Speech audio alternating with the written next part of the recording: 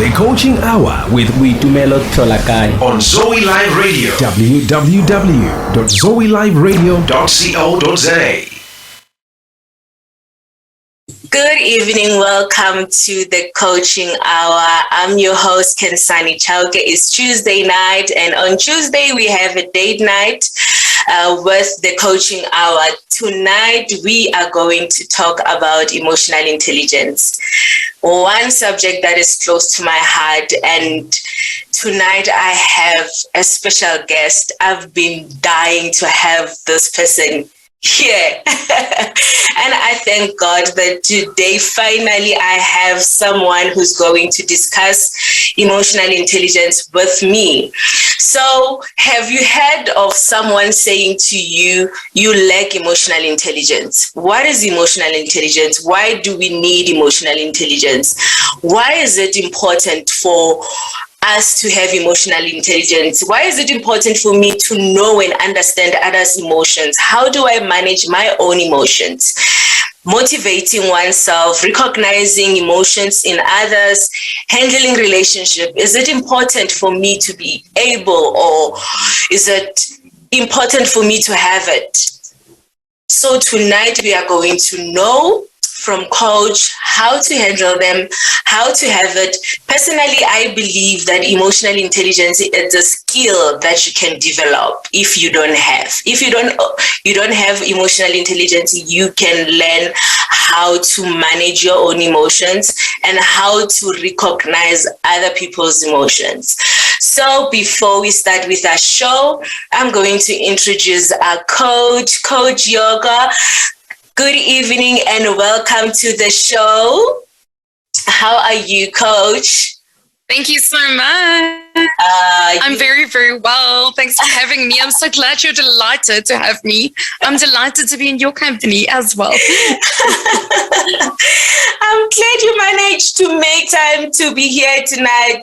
Guys, we're speaking to Coach Yoga Van Dam. She is a professional speaker. She is a trainer. She is a facilitator. She does a lot of things. She's one woman. She's so busy. Like when I was having a chat with her earlier on, I was like, Coach, how did you manage to make time for me? Because you don't even have one.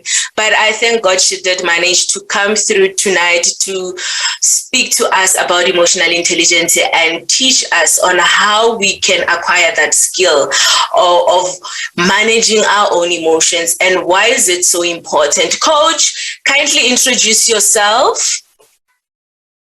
Hi, I'm Chauke Van Dam. I'm also called the Khensani Queen. So I work with leaders and teams and I help turn them into something quite beautiful. So I'm not sure if you know the word or phrase Khensani. No, Can I elaborate a bit on that? Yes, please. Yes, please. Wonderful. So in Japan, there's this art form where they'll take a pot that's completely broken, and what they'll do is they'll put the pieces back together using gold. And then you get this beautiful art piece with the gold rims. And that's what I do with teams, because what you find is teams and leaders, we're going through different phases. Mm-hmm. So I've got a team that I'm coaching at the moment, and they, the one lady is on maternity leave. There's a new executive director. There's another person that's immigrated. The team keeps on changing.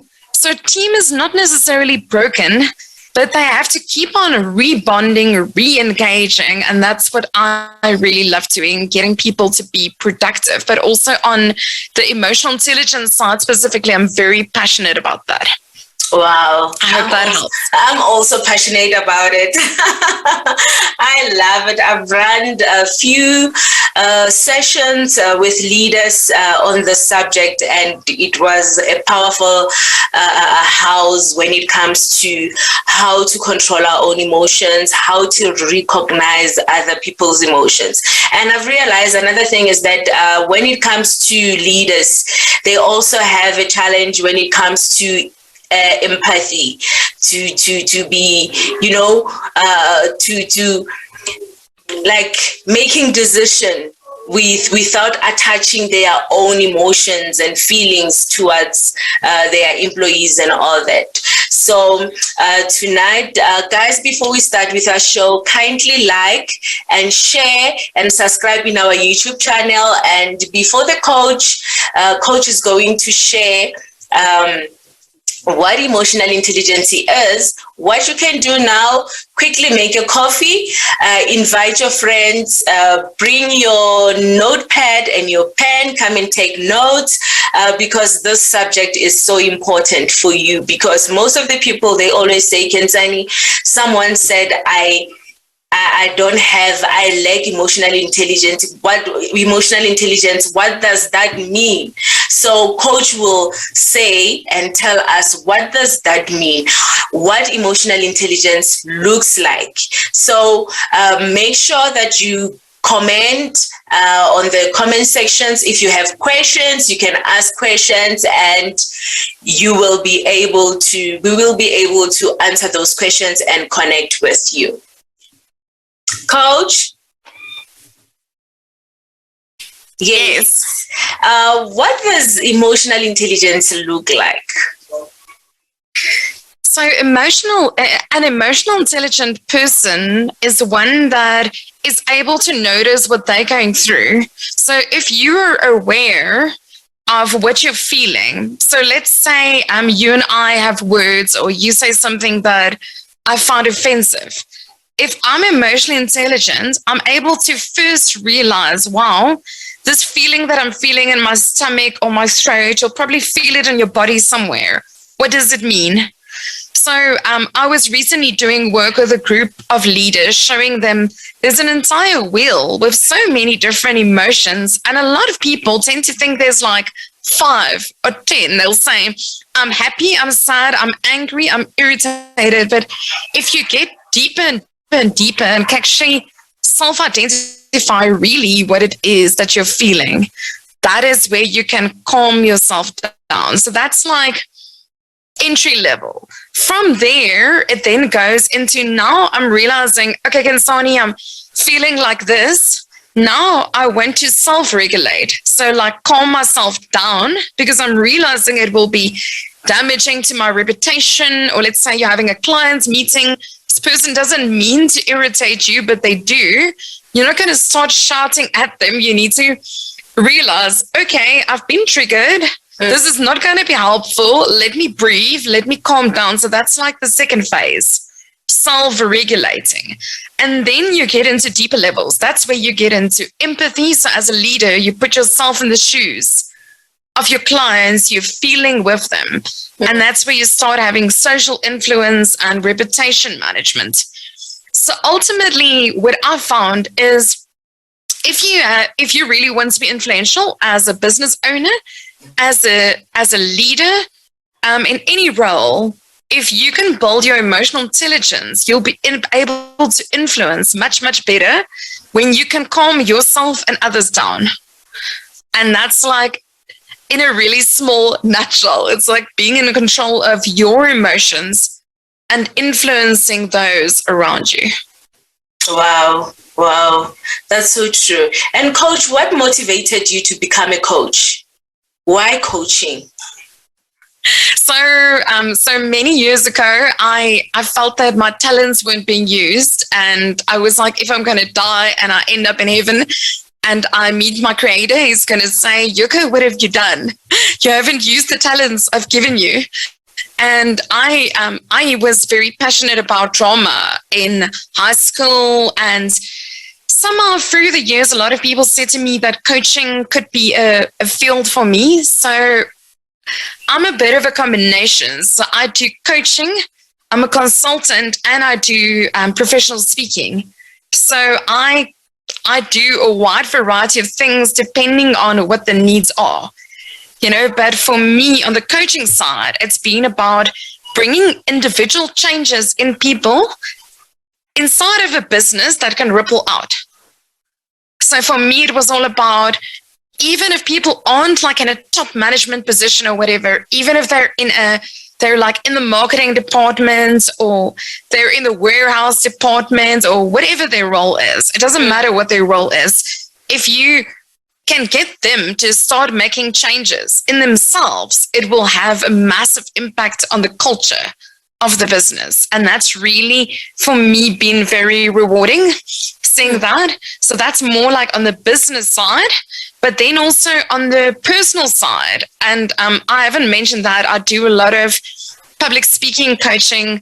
So I did Toastmasters for more than 10 years. So I'm a distinguished Toastmaster. I'm a professional speaker at the Professional Speakers of Southern Africa. And I equip a lot of people, CEOs, to win tenders, to find their voice. I felt like doing my 10,000 hours of speaking myself, developing my voice and my craft, and now understanding the NLP, getting into the patterns of behavior, I can help people make their journey shorter. So for me, it's about like helping people to have a shorter learning curve than what I had. And I was about to ask you that, how did coaching change your own life? So it's an ongoing process. I believe that everyone, it's a journey. Everyone will always do coaching in so many areas, but for different things. So originally with NLP, that was more for personal reasons, but also for developing myself as a coach and to get internationally accredited. But what I found is when I started dealing with, so we're talking about EQ, when I started dealing with like the triggers. So at that stage, I went through a lot of heartbreak in my life. And I was like, I'm not going to judge all men and say all men are the worst thing in the world. I want to sort out this and to be whole so that I can attract the right husband, which I then did. But it's about when I started dealing with the things kind of like under the carpet. So for me, my strategy was, oh, you've hurt me as a friend? Fine, throw it under the carpet. So eventually the carpet was quite thick, and I would have a lot of triggers, and I was always quite sensitive and emotional, and people would speak to me and it would ultimately just trigger something, and I would very easily burst out in tears and that kind of thing. And what ended up happening is I realized, being in the business context, I was in corporate sales, I was in quite intensive business environments where it's hardcore. It's like a dog-eat-dog world. People don't respect you when you can't manage your emotions. People don't respect women when they are just a blurry mess of tears. But so I had to actually, in terms of progress in my life, deal with these things.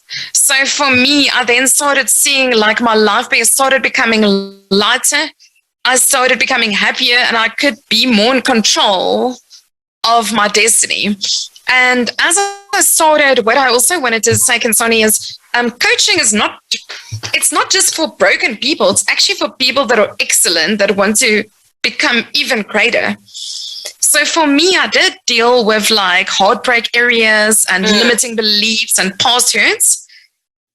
And then I started tapping into the person I want to become, being powerful, enhancing my business presence. And suddenly I started being asked by international authors to review their books. I started getting speaking opportunities, started getting media interviews. So when I started working on myself, the energy changed.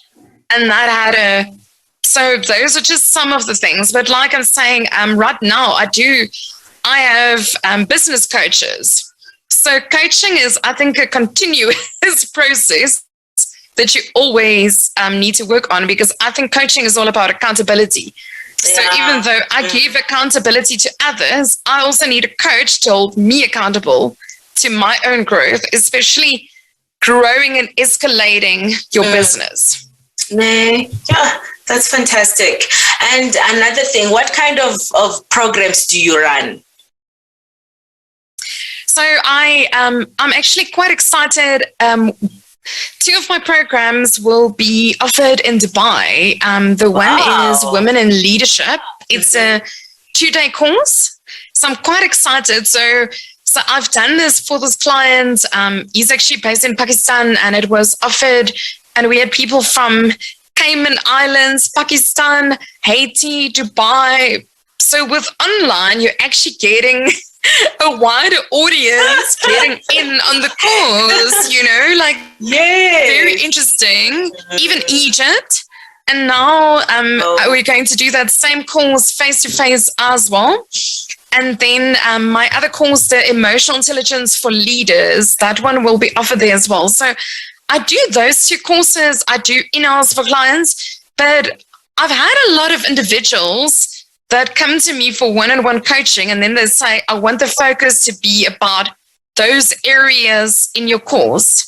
So if you want, I can drop links or PDFs on what are the type of topics that we work on in the course. For instance, I'm checking here the Emotional Intelligence for Leaders. We have topics like looking at your career development plan.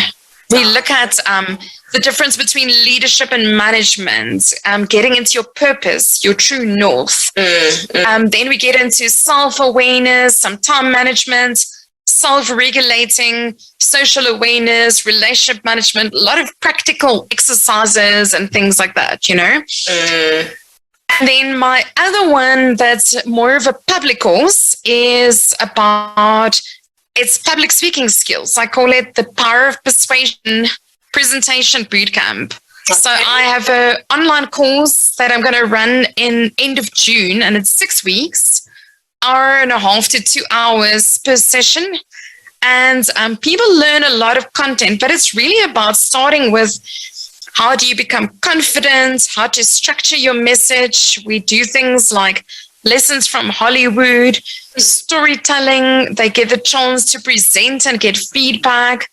There's a whole session about podcasting and live streams, virtual presenting. So you'll find the audience varies. I've had a lot of people that want to step up in their career who've all had promotions and found new jobs because of that course, but also entrepreneurs that want to market their message, or speakers and trainers that want to step up. But I'll drop that link in the comments, so don't stress about it. It'll be easier. That's lovely. Thank you so much, Coach. Thank you so much. Yeah, you are doing a lot, and I love your work. It's, and when we keep on empowering and transforming lives, we are looking into building a better future and a better leaders tomorrow because of the things that we keep on doing. Transformation is needed. Transformation is a journey, and it depends on what you feed yourself, what you're listening to, what do you allow your eyes to see. So it's purely up to you. What is it that you want to learn, how to learn it, and where? And this show specifically is here for developing and transforming lives and making sure that all the leaders and the coaches get informed. And Coach, as we are speaking about emotional intelligence tonight, there's an incident that happened. You're smiling already. There's an incident that happened. Will Smith punched his friend. I can say his friend or colleague or co-worker, and it was live. What is your thought about that, especially when it comes to emotional intelligence?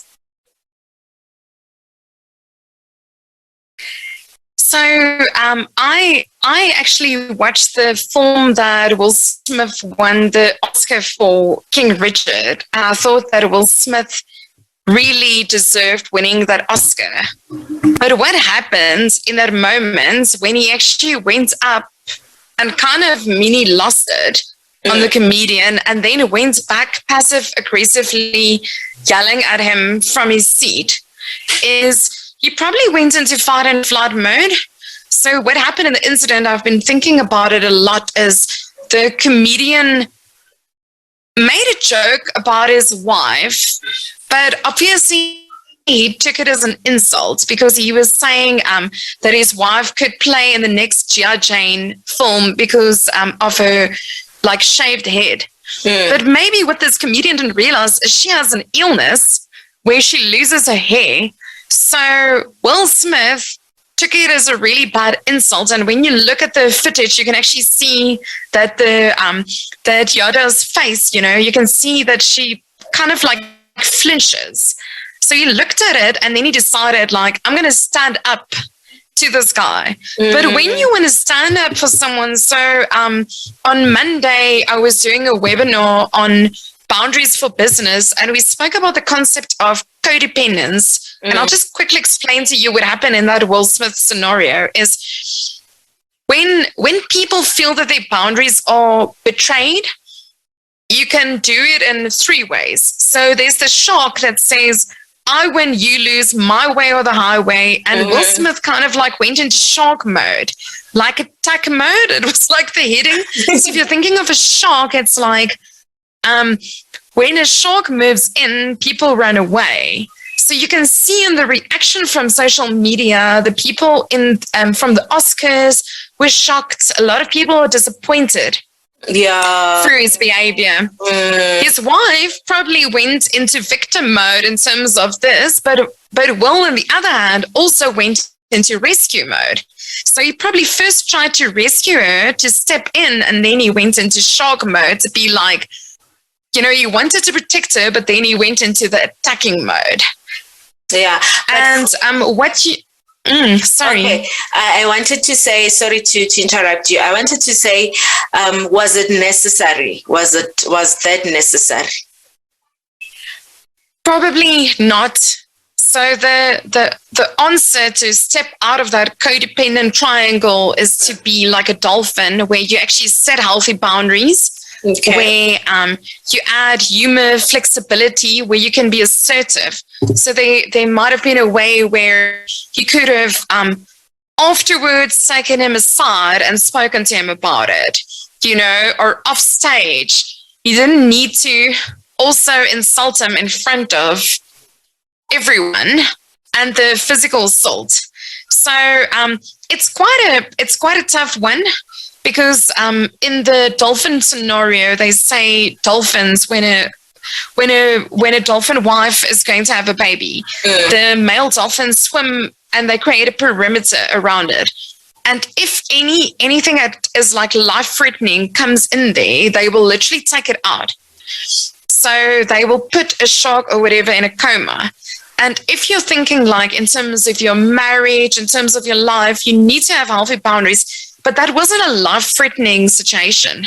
You know what I mean? It wasn't like a sexual assault where someone was touching or grabbing or whatever, where a physical display would be deemed okay. You get what I mean? Yeah. Where if someone's coming onto you, then you are going to hit or like remove them, or you get what I mean? Yeah.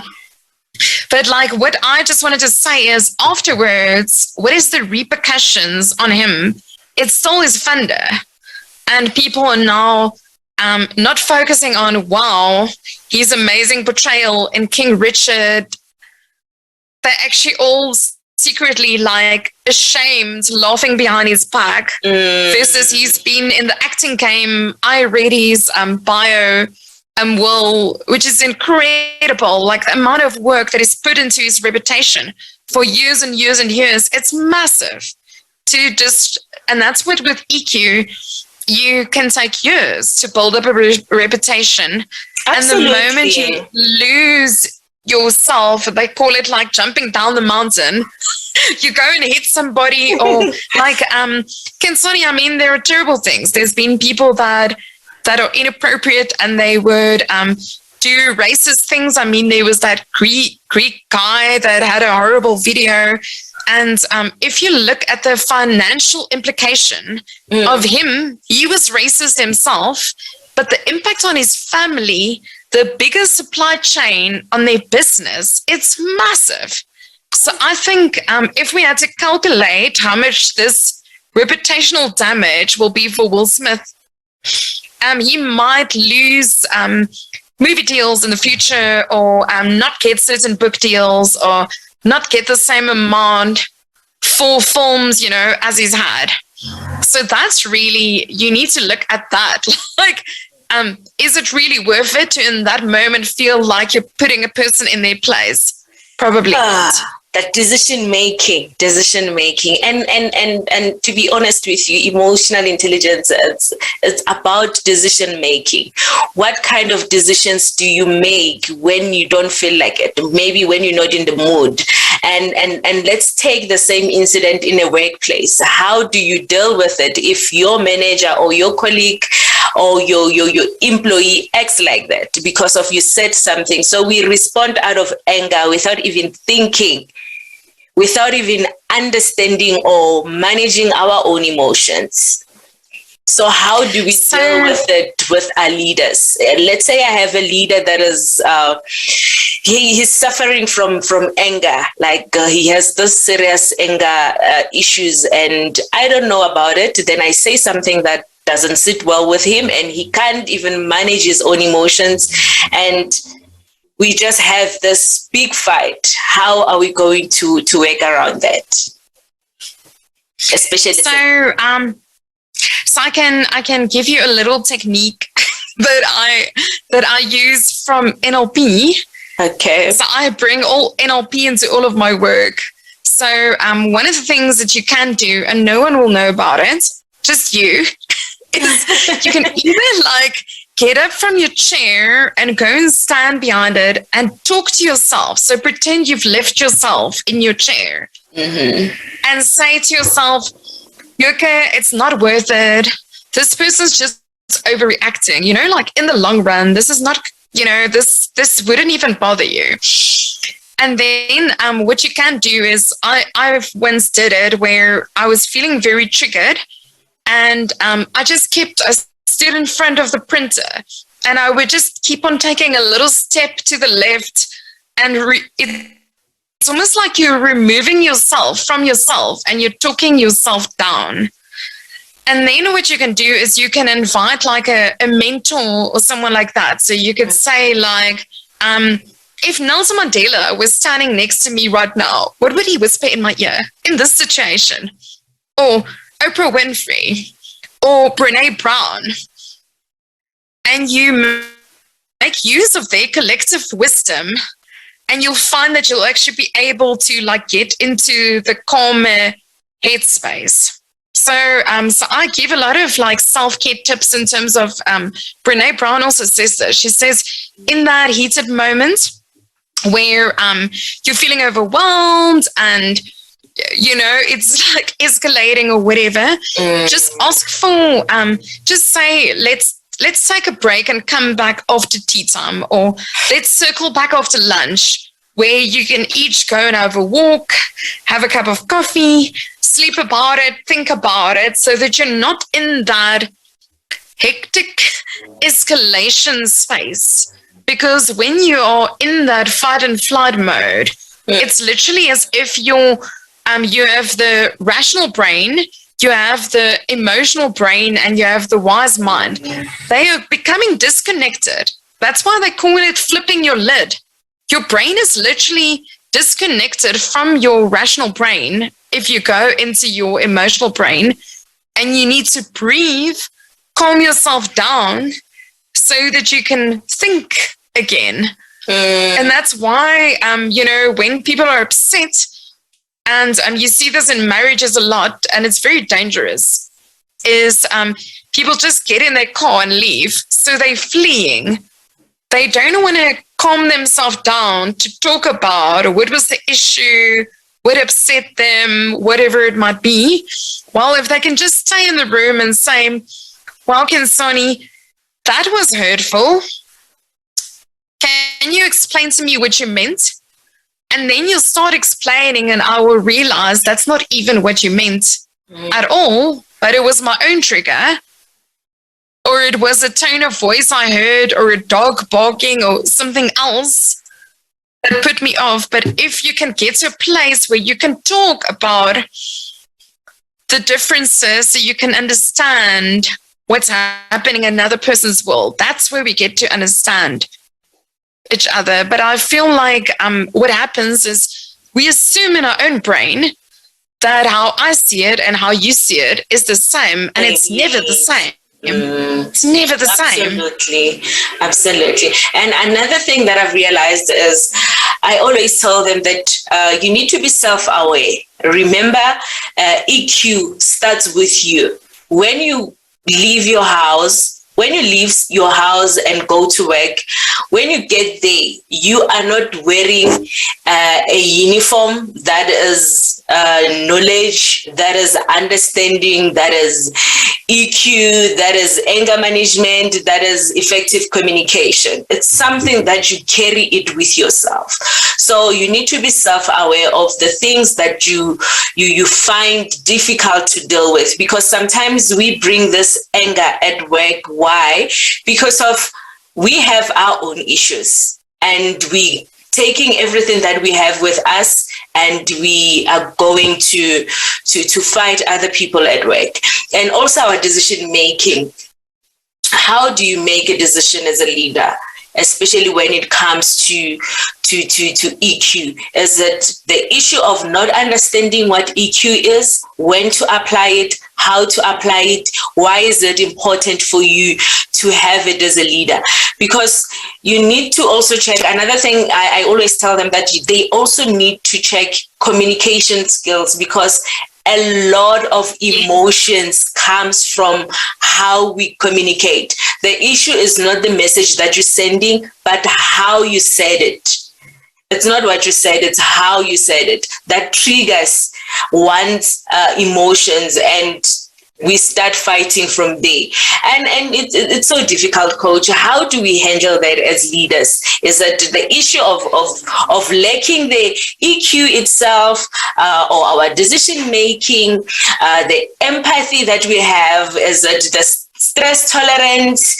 Is it the presentation skills that we have when we present ourselves to others, or a social skill, or maybe customer service? Because sometimes we also fight with our customers. You'll find that a customer was there and say, no, the phone that you gave me doesn't charge. And how do you respond to that as a shop owner or as a salesperson? I want to answer that one. Yeah. So you're saying, how do we deal with feedback and difficult feedback, especially if it's on a customer service level and if things go wrong? Yes. So when I studied NLP in 2012, I learned about Johari's window, and that blew my mind. And that was kind of aligned to that whole corporate story that I was telling you about. So Johari's window is a concept from psychology, where they say there are 4 windows. In the first window is everything you know about yourself and that the public also knows about you. So let's say, maybe me, you'll say okay, she likes speaking a lot. You'll say it, the listeners will say it, okay, and she laughs a lot. And with you as well. That's common sense things available on the surface, right? It's not hard to know that. Okay. The other window is what you know about me that I don't know about myself. And that's the blind spots. And so before Zoom, right now, I can look into the lens, I can look at my own picture and I can see, is my hair fine or whatever. But in the past, when you're just normally with a person, you can't see if there's spinach in your teeth, if something's wrong. You know what I mean? You're actually requiring it from the other person to say to you, there's something wrong with your dress. Sometimes when men come from the bathroom, they forget to do certain things. It can be highly embarrassing if you don't tell them, So the second window, and that's where feedback comes in, that window actually opens up. If I'm not willing to listen to your feedback and notice my blind spots, I only see so much of myself. While if I'm willing to listen to the feedback of my manager or my clients, my perspective actually shifts. So what you should do when a person gives you feedback is you should say thank you. And you should listen. And if you don't agree with it, you can ask for others' opinions. You can investigate further. You can decide if you don't want to do something about it. But I was very, very impressed the other day. I was speaking to a speaker from Australia, and we were on this speaker call, and I really wanted to nominate her to be a speaker for the professional speakers in South Africa. And I went on a website and I noticed, do you know that filler text that you get on websites sometimes? It's like lorem ipsum kind of thing. So it's like people have designed a website, but they haven't filled in the copy yet. Okay. And everything of hers is amazing. So like her social media is profound. She has written a book. She's permanently posting things on social media. She schedules ahead 4 months. She's like the most productive person I know. So I knew that she would want to know about this blind spot because she could lose clients. So I emailed her and said, I really love everything of yours. I just wanted to let you know, by the way, I took a screenshot of your website. Just have a look here. And she said, thank you so much for telling me this. It wasn't supposed to be like that. And within 5 minutes, she actually updated it and corrected it. So can you imagine if that was your attitude at your cell phone shop, where something's broken and you didn't know about it and you could rather get it repaired. So instead of saying, no, it's not our fault, rather look at maybe it's a faulty supplier, maybe something happened, maybe it's water damage. Like, you don't know, maybe you can correct or grow through the process. So those are just my thoughts, but it's hard when people give us feedback about us. So what you need to do before someone gives you feedback is you need to first ask their permission to say, Khensani, I really loved your radio show. Can I please give you some feedback about it? And then you can say yes or no, or we can schedule a time.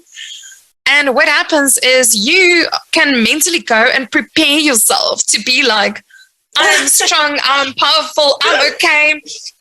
No matter what she says, I'm okay. God is on my side. You know, you can get into your zone. Yeah. Versus if I just walk down the street and I say, Khensani, when you were talking to Yoga, you know, the red lips was reflecting on the red chair. I'm just making up a joke. But then you'll feel like it's an attack. Versus if it's nicely packaged, you see that you know, there's pros and cons. It's put in a sandwich format.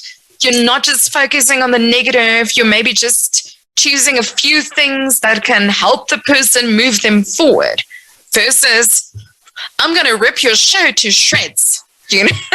Like, but the thing is with EQ, you will never prepare yourself. You don't get time to prepare yourself.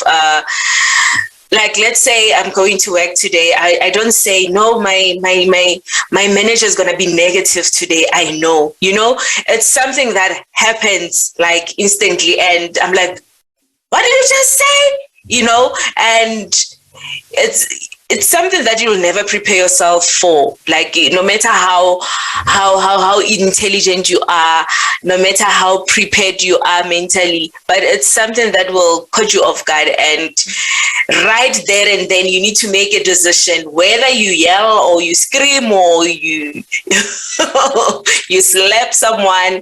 It's a tricky one. Or you go over coffee. Yes, there's ways to distract yourself. That's why I'm saying it starts with self-aware. You know how you feel, because we have different kinds of people. Some people are very emotional people, like myself. I have EQ. However, I'm an emotional person. Like, I will have to process, even though I'm not responding, because we also have those who, you know, sometimes there's you become reactive instead of proactive.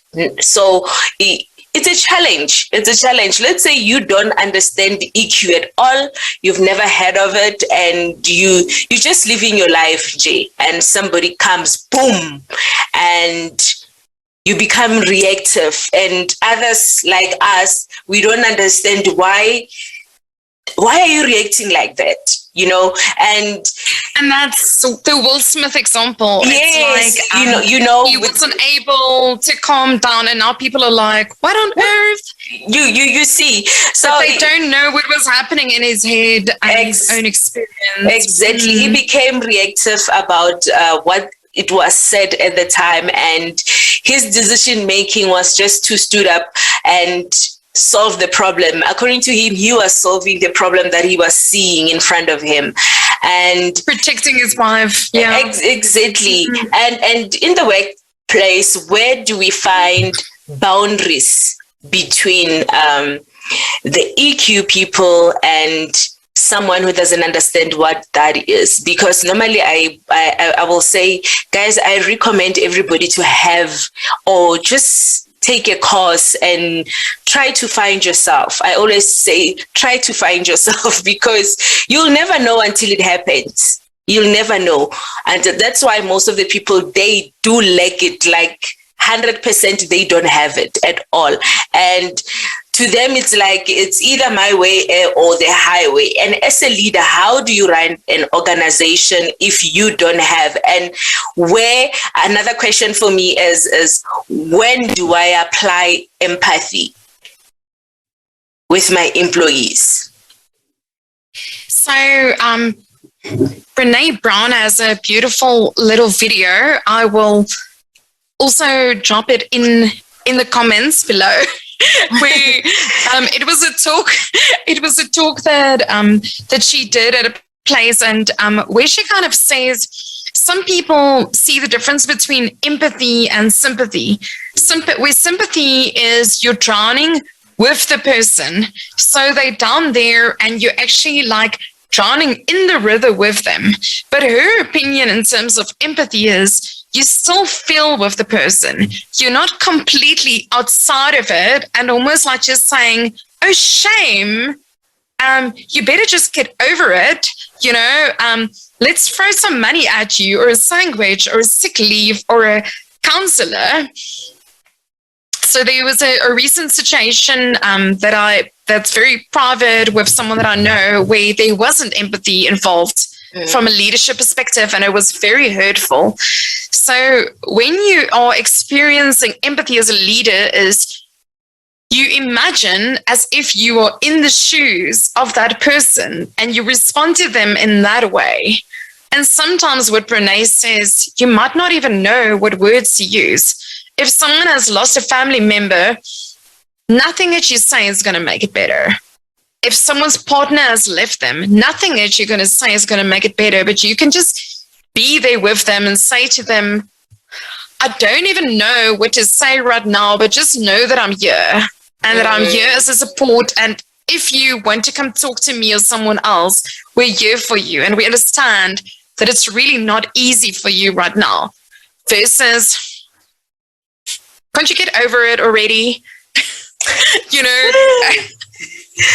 Ouch.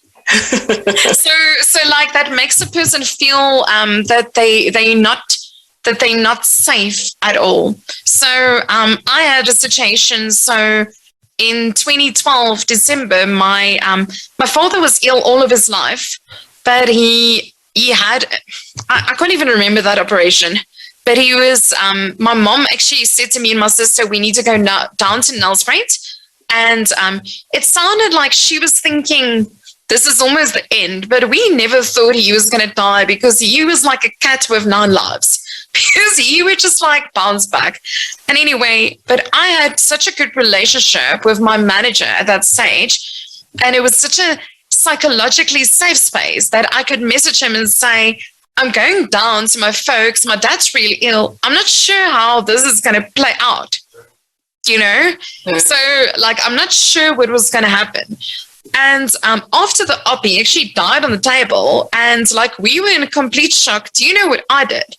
We're still in there, like the body is there.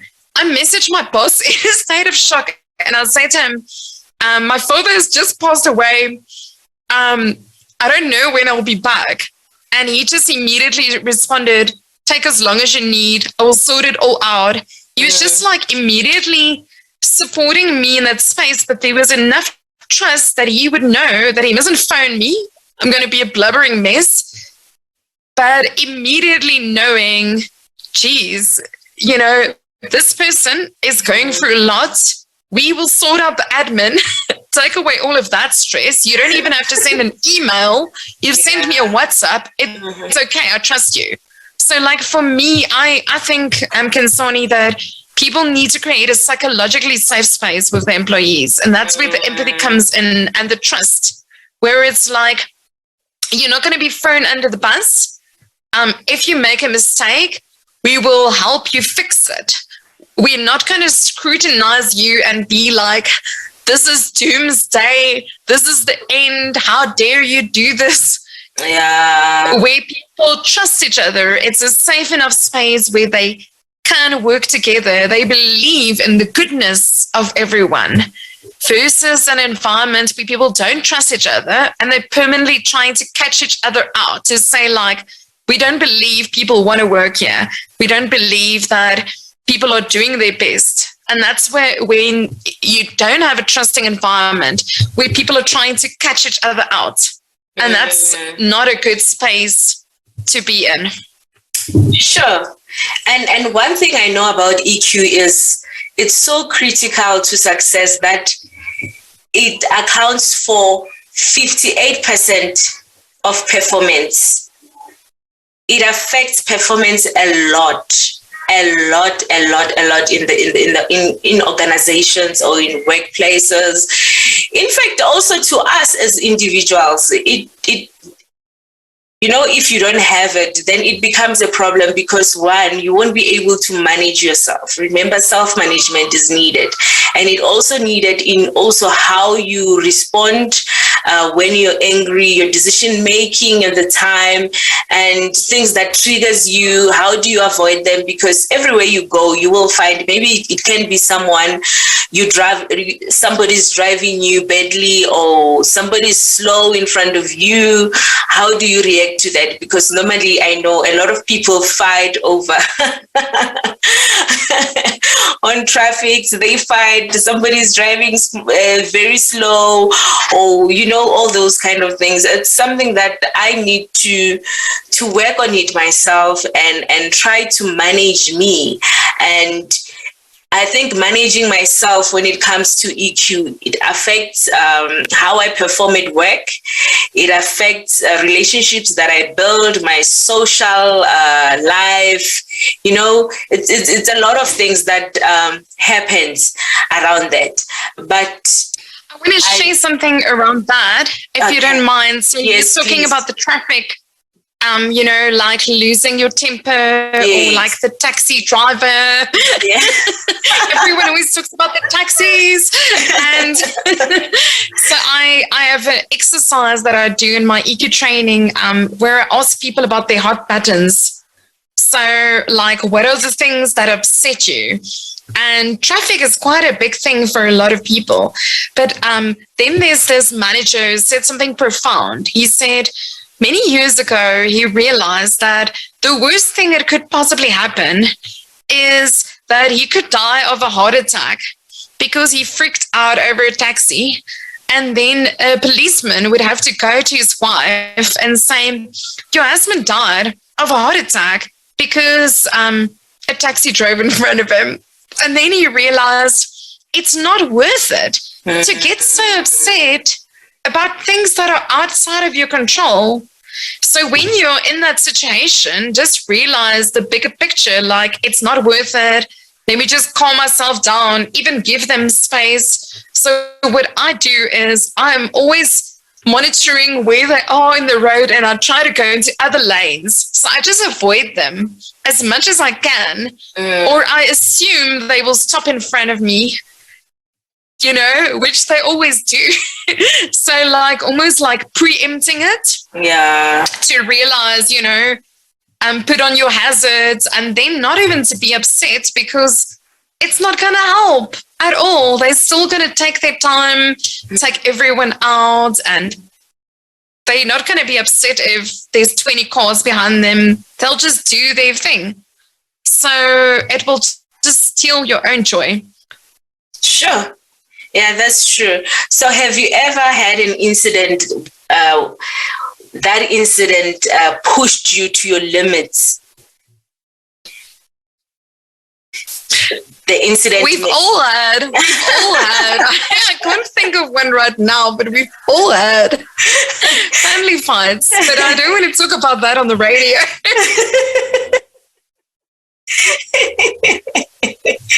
Where your buttons were pressed to such an extent that you later on you realize that I could have done or said something better or look into a situation better than I did before, and we are human. It happens a lot, but sometimes it helps us to handle most of the situations wisely. It has a lot of wisdom in how to respond to others. Yeah. I have a funny story I can share. It wasn't the worst, but it's a story I share in my training in conflict resolution.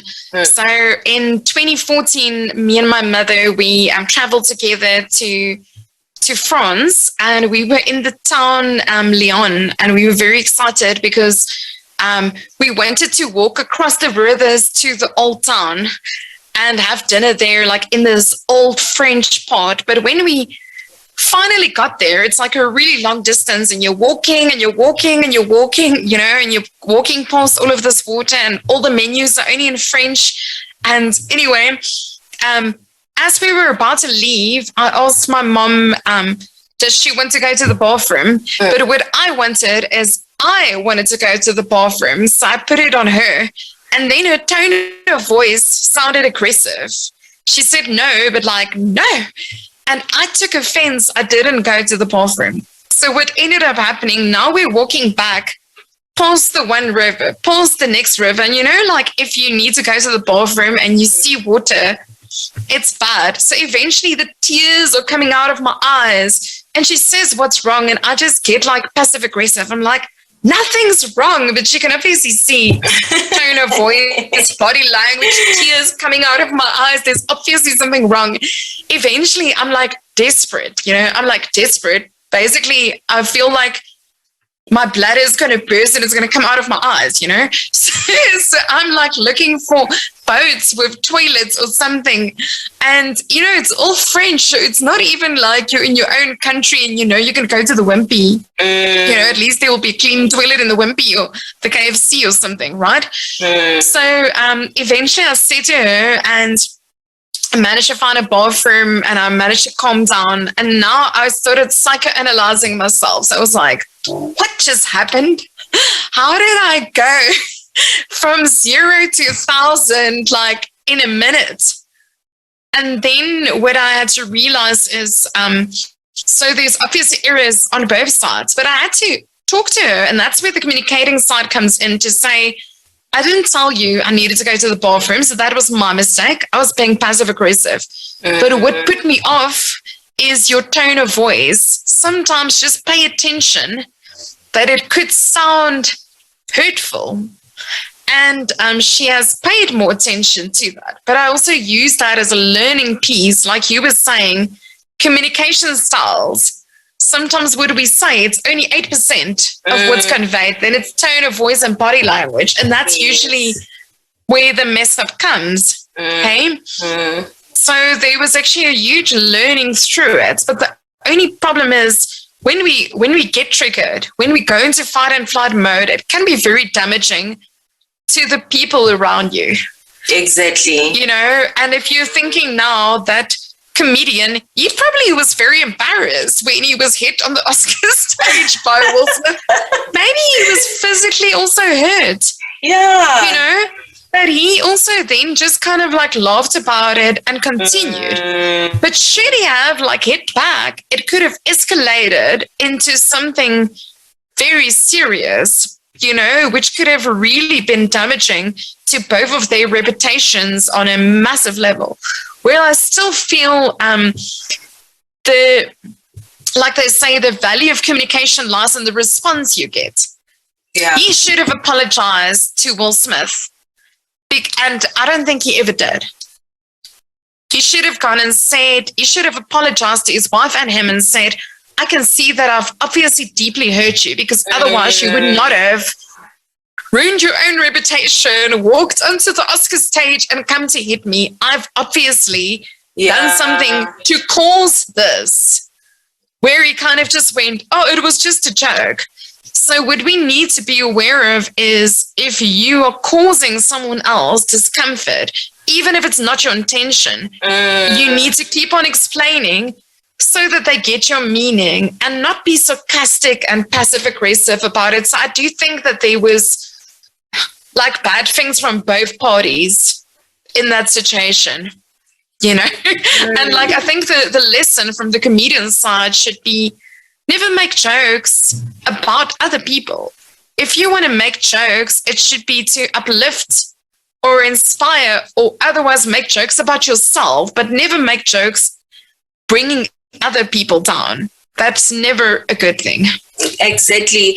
Like myself, I remember my mom used to tell us that I forgot the verse in the Bible that says it doesn't allow anyone to make jokes. So we grew up knowing that you don't make a joke about somebody, especially body parts, your head, your nose, and myself, when I grew up at school, they used to say, you have a big forehead, you have a big nose, like you have big hands. Like all the time they will have that thing of mentioning something that I have and things that I can change. And I will always be offended. And then until I learned that, you know what, I need to love myself and accept myself as I am, and what others are saying doesn't have to matter on they can say whatever they want with whatever they see with me, but it's not everyone who will accept it. It's not everyone who will accept that they have a big forehead, they have a big nose, because with me, those are the things that I've had from primary school to high school. Even now, someone commented the other day that, I saw your show, you look beautiful, but you have a big forehead. What can I do with my what can I do with my big forehead? There's nothing I can do. I think you're beautiful, Khensani. Ignore them.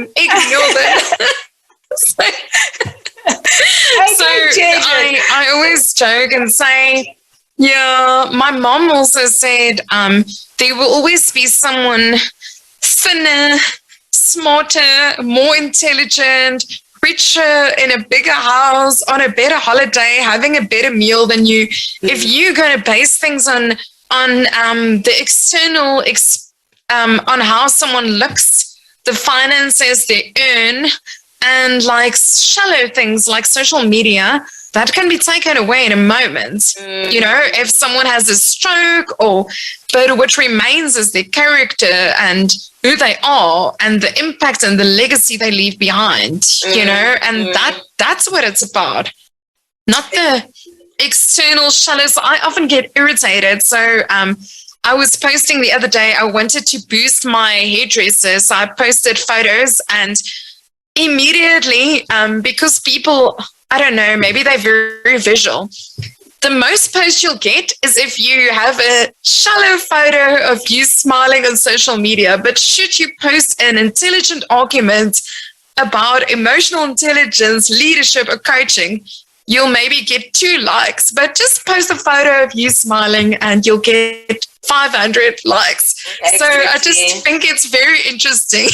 It is interesting, because whenever you try to bring knowledge to others, they're not interested in that. However, that doesn't mean they don't watch it.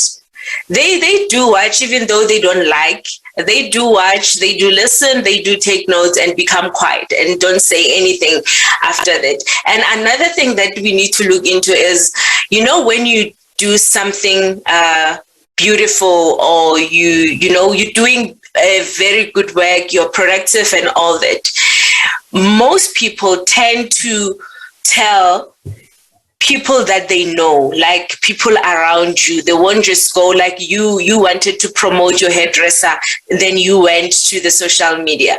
Some, they don't do that. They just tell people who are around them, but do something bad. I'm telling you, the whole world will know what you did. And Will Smith. But like, what I want to say in his defense is he's an incredible actor. And the film King Richard about, have you seen it? Is incredible. It's incredible. Yeah. So it's actually the story of Serena and Venus's dad, and how he had this life plan for his daughters, and how they were living like in the geckos. They weren't living in a wealthy neighborhood, and it was quite dodgy, and how he was actually like beaten up by the neighborhood thugs, and how he even got them to make motivational posters. I think you will love it because so they'll go into the tennis court and they'll have a motivational poster that they'll put up with Prestic, which is about attitude and whatever, and they'll take it with them afterwards. So like he was developing their mind and their sportsmanship for years and years and years.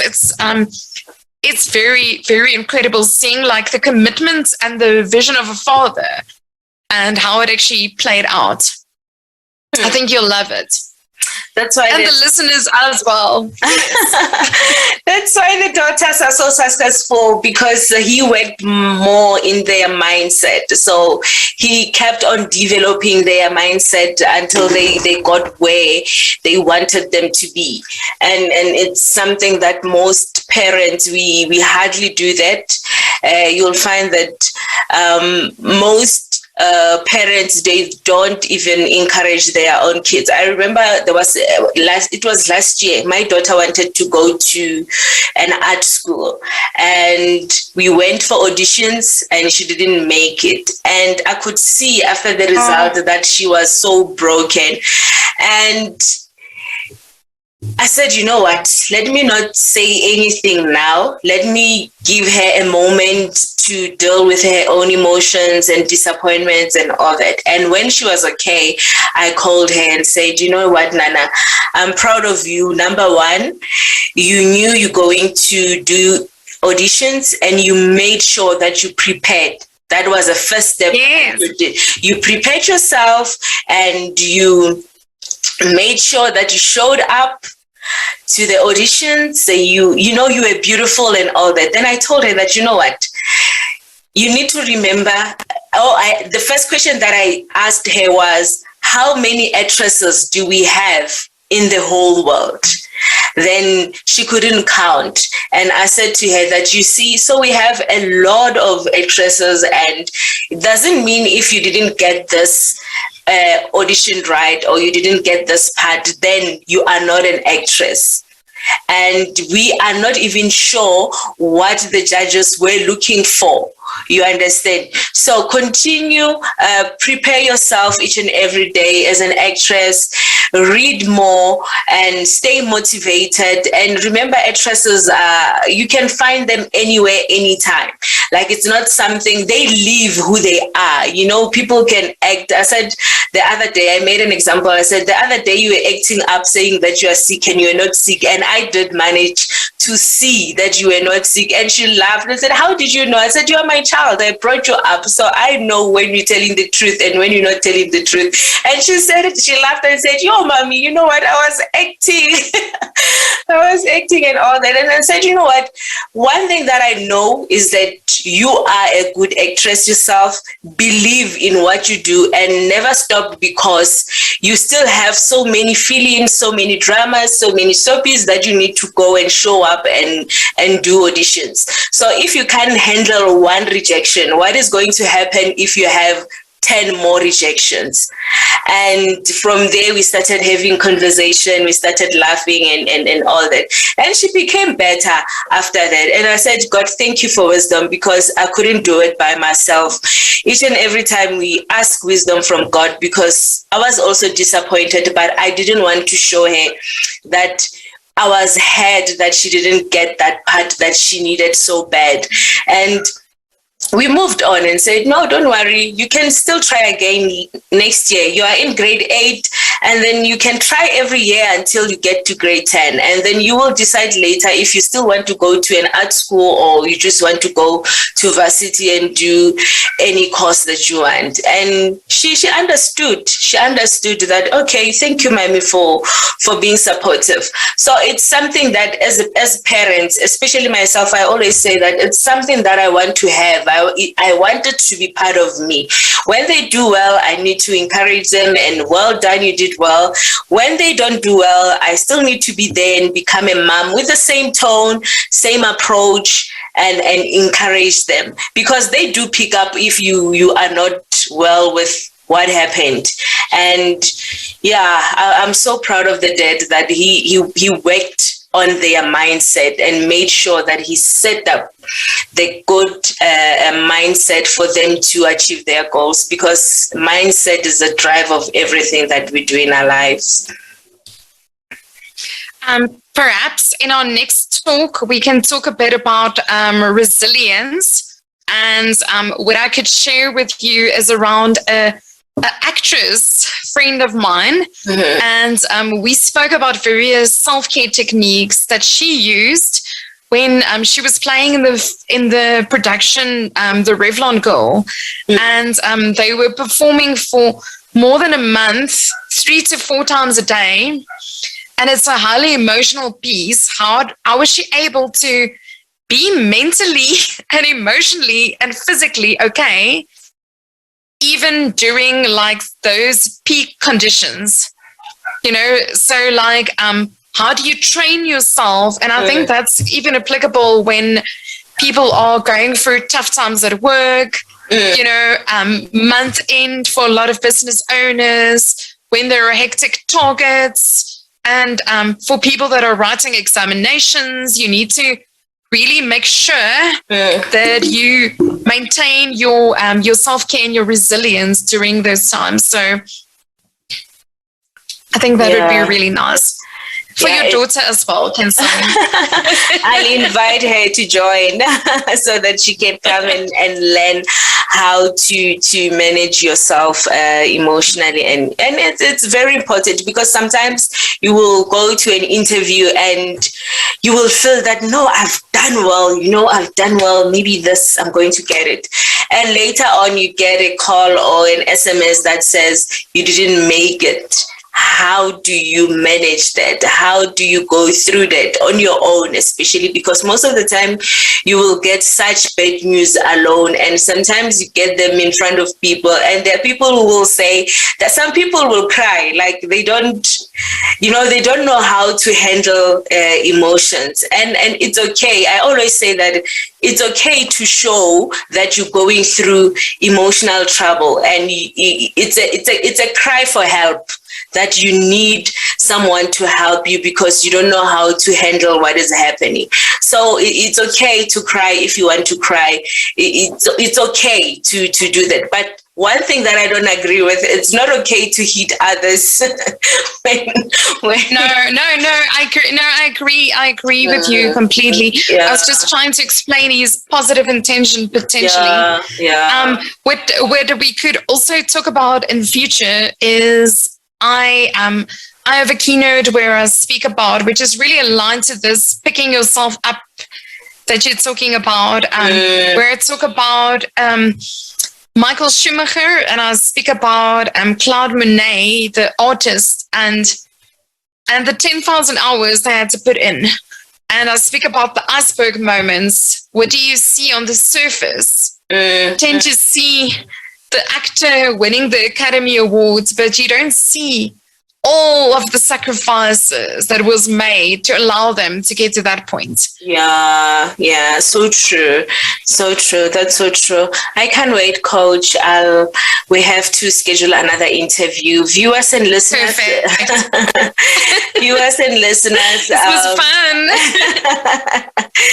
We are at the end of our show, and please bring those questions and concerns that you have and feedback on the show, and I would love to hear all about that. And Coach, thank you so much for making time for us tonight. I really appreciate your presence, and I've learned a lot. And I'm so happy that we're going to have more sessions on this one. Guys, you can prepare things that you want to know regarding emotional intelligence, how to manage your emotions, and how to recognize emotions from others, because that's another thing. You will say something thinking that it's a joke, and some people find it offensive and they react to what you're saying.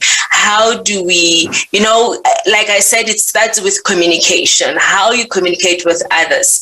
They might receive it well, others they might be offended with what you said, and it's their emotions. We cannot control them. We cannot control how they should feel about what we said, but they can manage it. So we really need to be mindful. Let's be aware on words that we say, how we say them, and to whom are we saying them.